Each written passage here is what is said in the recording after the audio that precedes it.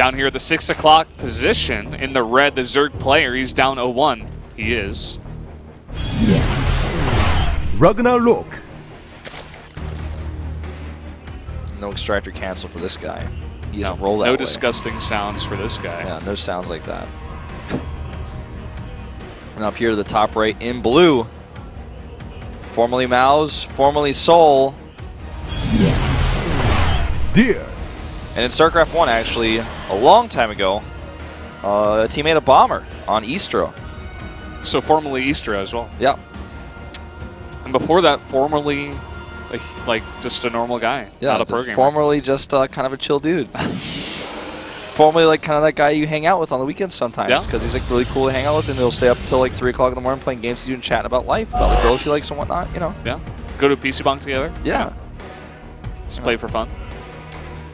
So Brennan, do you like to eat breakfast a lot? I don't really do that. Kind of. I mean, if I wake up late, it's basically just like a late lunch. But if I wake up early, sometimes I'm in the mood for it, and sometimes I'm not. What do you eat? Because like when I wake up in the morning, I'm like, well, I don't have any breakfast food in my house, unless I happen to have Pop-Tarts, which is like a miracle in Korea. But there's like never breakfast food in my house, and I'm like, well, pretty sure I'm just gonna wait until lunchtime. I'm gonna play video games until then. I just bought some cereal. I don't know if I told you this, but I have some cereal and milk. What kind of cereal?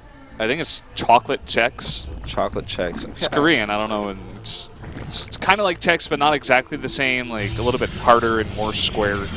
Okay. Is that your favorite cereal, or is that just like the one that you found available? It was like between Frosted Flakes and chocolate Chex, and I took chocolate Chex because I was feeling chocolatey. You know, sometimes you feel chocolatey. Sometimes I don't know if you had this experience. Like no, yeah. Last night actually, I met some friends. I went home pretty late, and I bought a chocolate bar. I was feeling chocolatey. Yeah. Sometimes you just feel chocolatey. Yeah, sometimes you just like, I need a chocolate bar. I bought it. It was white chocolate too. Oh, wow. The white chocolate cookies and cream Hershey bar. The Hershey one. It's basically the only acceptable white chocolate in the whole world. But in the entire world? I'm pretty sure in the entire world that's the only white chocolate that's good. What about some like really expensive European chocolate you get in like Belgium or something? It'd probably be black or brown or like milk chocolate or dark chocolate, whatever the. What about like really expensive white chocolate that you would get from Belgium or Europe or something? Nah, probably not. Not acceptable? Nah. Only Hershey's? Only Hershey's because it has cookies in it. That's actually true. You know what? It's like cookies and cream. It's not really white chocolate.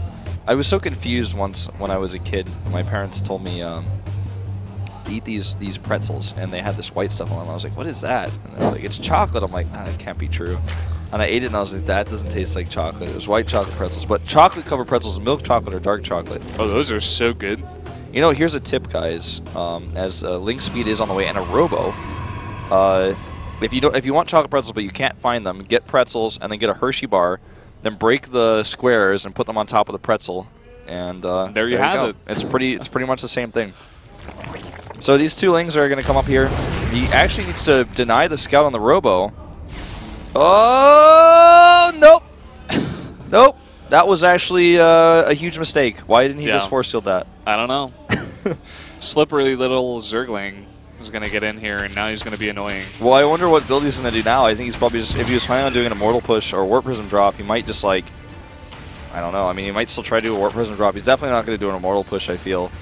Could just do an Observer and then like get good map vision and take a third base, but I don't know. That was, yeah, there's the Observer. That was a bit of a mistake to allow those in. Yeah. You know, maybe he thought he could kill the Lynx fast enough, but was not the case. Rocheborn goes down here super fast because he's concerned about that push. Yeah. He was trying so hard to even kill that one Ling with a couple of probes too, but... Oh my god, he starts an Immortal here. Wow. Doesn't necessarily mean it's for the push, but... There's a lot of sentries as well. He absolutely has to kill this Overlord before the Immortal comes out. This Overlord is definitely going to die. So with an Immortal, a bunch of sentries, and some added gateways, would not be surprised to see that push. See, we're talking about that rush distance. It's not too long here. It's going to be slightly delayed, and it won't have +1. It could still be strong. Weird. Is adding gates? Yeah. One of them at least. I think probably going to add 3. Yeah. Could even add 4 with like how delayed this is and how many probes he could potentially have. He did soft probes at 35, it looks like. So yeah, maybe just 3 more. And 4 sentries. There's a Warp Prism.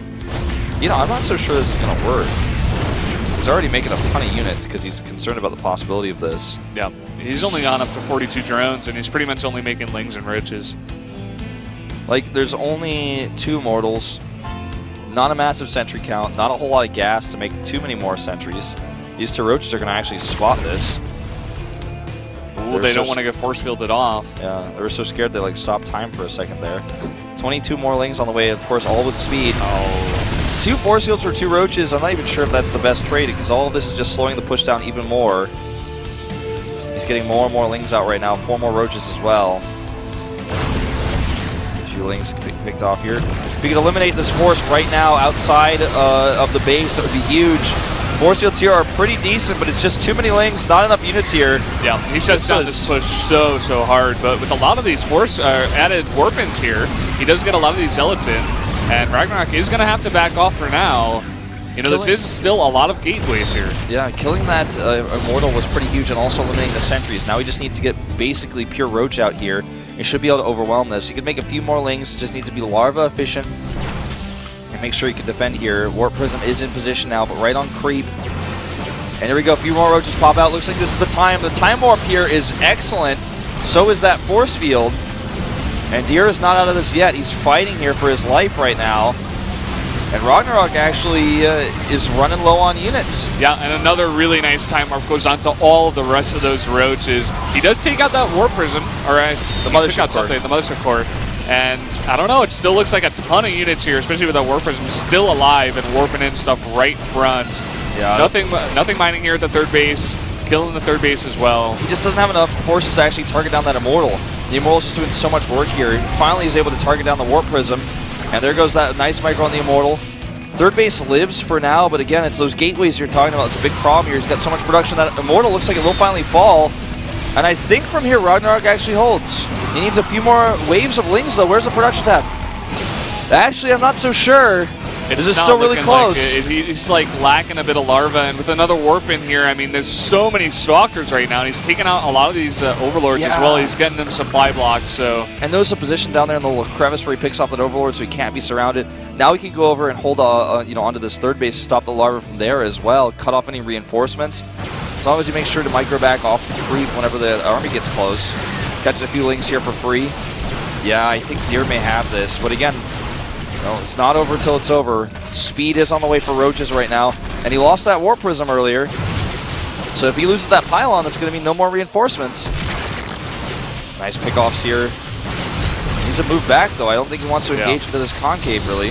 Ragnarok, I feel like he seemed like he had the advantage here, but it seems like there's so many stalkers, and once those Zealots come up here as well. Yeah, he's just got too many reinforcements. The production is just not there for Ragnarok. He doesn't have enough larva. And even though his timing looked ill-fated from the start, really good micro is what turns us around. Targets on the Roach Warren, and that's the last nail in the coffin. Yeah, he's going to fight with some drones here. Just going to make a last stand, but with this many Zealots to tank for this as well. Looks like Deer's going to take it. He's going to take down all these army units. Going to take down the last queen as well.